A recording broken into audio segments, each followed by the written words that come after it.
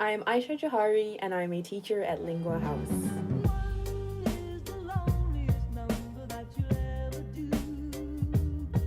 First of all, I get to stay out after 7 p.m, so that's great. Singapore is an island, so I don't have prefectures like Japan.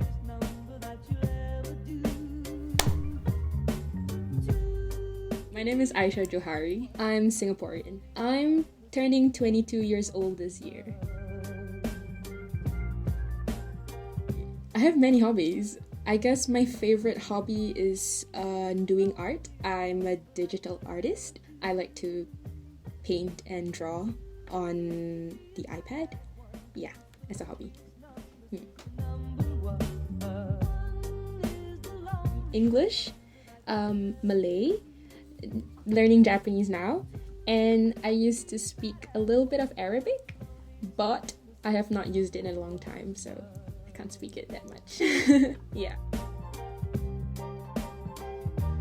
So I grew up in a bilingual household. So my parents would use both Malay and English. In my schools as well, we had both Malay and English, so I used both languages. And for Japanese, I started learning Japanese when I was 17, I think. But earlier because I liked watching anime, so I like to ooh, what does that mean? And now I'm learning Japanese in school as well, and every day by being in Japan. When I was younger also, Arabic was taught to me at home and in school, so yes.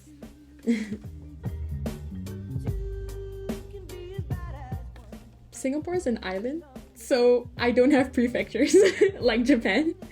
So that means Singapore is my hometown. Yeah.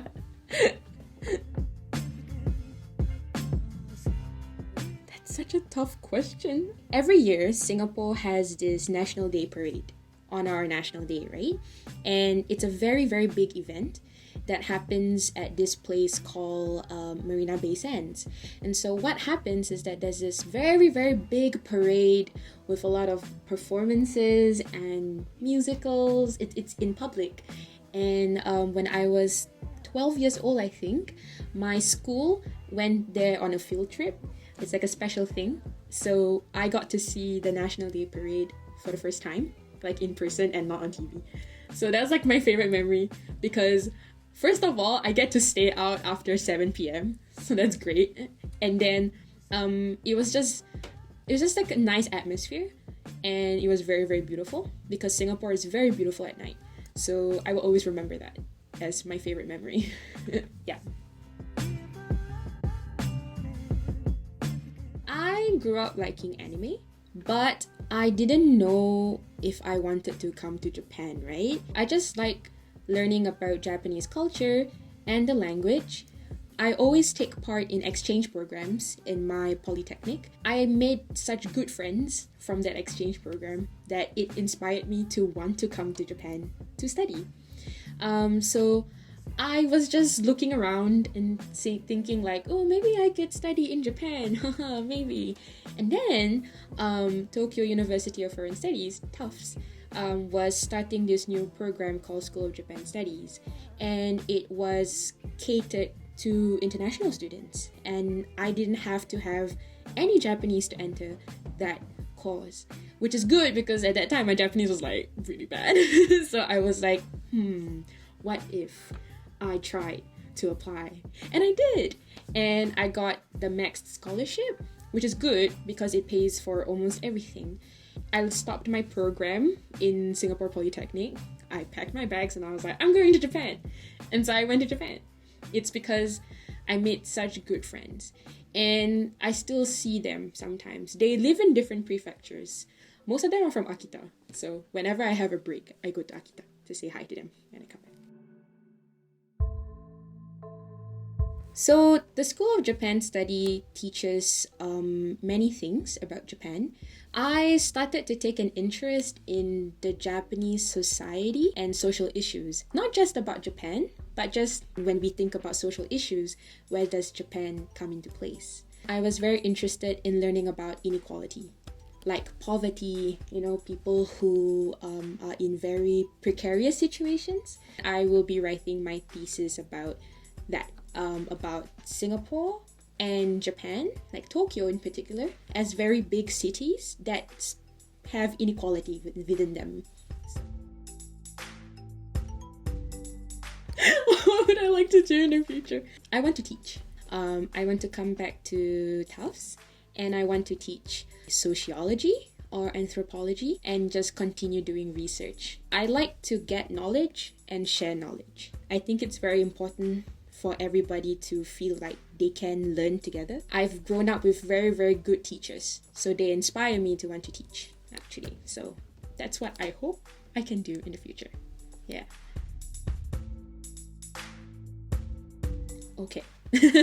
My favorite Japanese expression is maboroshi. I do theater outside of my university time. I'm with the Yokohama Theater Group, 4 shows with them, I think.